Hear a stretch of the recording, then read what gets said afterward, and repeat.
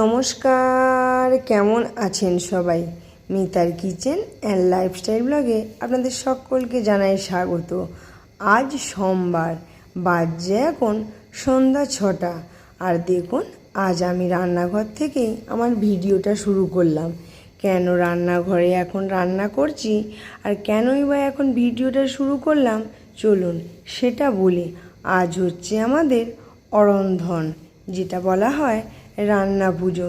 কালকে মঙ্গলবার আছে, কাল খাওয়া দাওয়া, তারপরের দিনই তো বিশ্বকর্মা পুজো। এটা আমাদের ইচ্ছা রান্না। শরীরটাও কয়েকদিন ভালো যাচ্ছিল না, আর ছেলের পরীক্ষা ছিল, সেই জন্য আগে রান্না পুজোটা করতে পারিনি। আর দেখুন, পটল আলু সব ভাজা হয়ে গেছে। এখানে রয়েছে চিচিঙ্গে, করলা, বেগুন, আর আমার বৌদি চালতা কাটছে, হবে চালতা দিয়ে ডাল। আর আমার মা সজনে শাক বাছছে। সজনে শাক কিন্তু আমাদের ভাজা করতে হয়। জানেন, বছরে এই একটা দিন খুব অধীর আগ্রহে থাকি, কখন এই অরন্ধন অনুষ্ঠানটা বা কি বলবো, অরন্ধনের উৎসবটা আসে। কারণ এই দিন কত ধরনের ভাজাভুজি দিয়ে বেশ সুন্দরভাবে জল ঢালা ভাতটা আমরা খেয়ে থাকি, কারণ পান্তা খেতে হয় তো। এই দেখুন, প্রায় ভাজাভুজি হয়ে গেছে, চালতা দিয়ে ডাল, আর এখানে এখনও অনেক কিছু হবে। মাছ ভাজা শুরু হচ্ছে, হবে মাছের টক তেঁতুল দিয়ে ঘন ঘন করে, একদম আচারের মতন।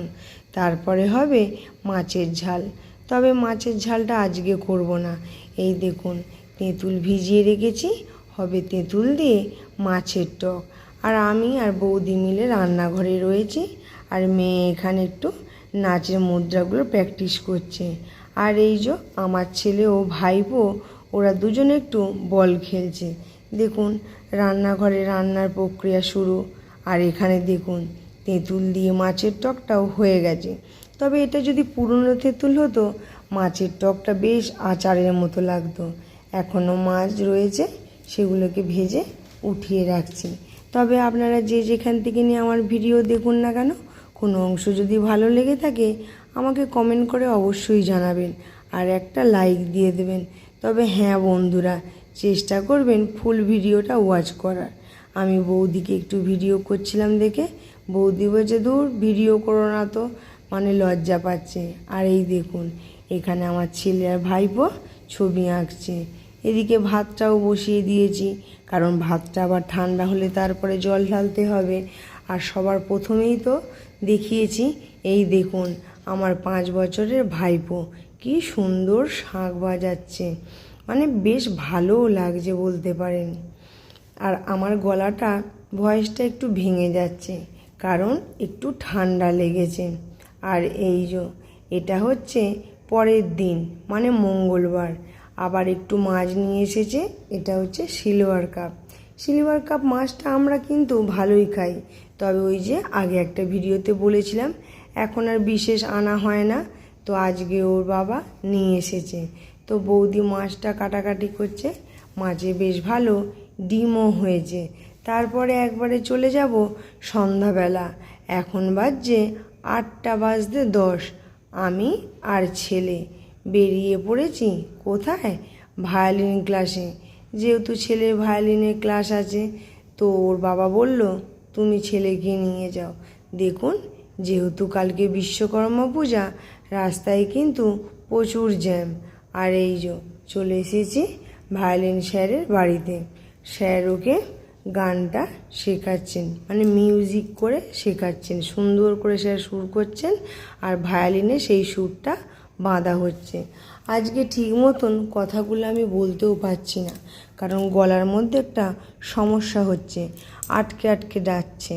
দেখছেন, জিভটাও জড়িয়ে যাচ্ছে, কারণ শরীরটা অতটা বেশি ভালো নেই। যাকগে, দেখুন এখানে স্যার তো বাজাচ্ছে। তারপরে দেখুন, ভায়োলিন ক্লাস শেষ হয়ে গেছে, আমি আর ছেলে চলেছি হাঁটতে হাঁটতে, কারণ রাস্তাঘাটে এত ভিড়। কারণ বিশ্বকর্মা পুজো না, সবাই ঠাকুর কিনে নিয়ে যাচ্ছে। চারিপাশে মানে দু সাইডে, রাস্তা দু সাইডে ফল ফুল সব ধরনের, তবে সবজিও বিক্রি হচ্ছে। এই দেখুন, কত ছোট ছোট বড় সব বিশ্বকর্মা ঠাকুর। আর এখানে দেখুন কত কালারফুল ফুল বসেছে, বেশ ভালো লাগছে। তবে এত ভিড়ভাড়টা অতটা বেশি ভালো লাগছিল না। তারপরে ছেলে বলল, মা লাটাই নেব। ওর বাবা ঘুড়ি কিনে নিয়ে এসেছে আর আমি নিয়ে যাচ্ছি লাটাই, কারণ ওর লাটাই ছিল সেটা নষ্ট হয়ে গেছে।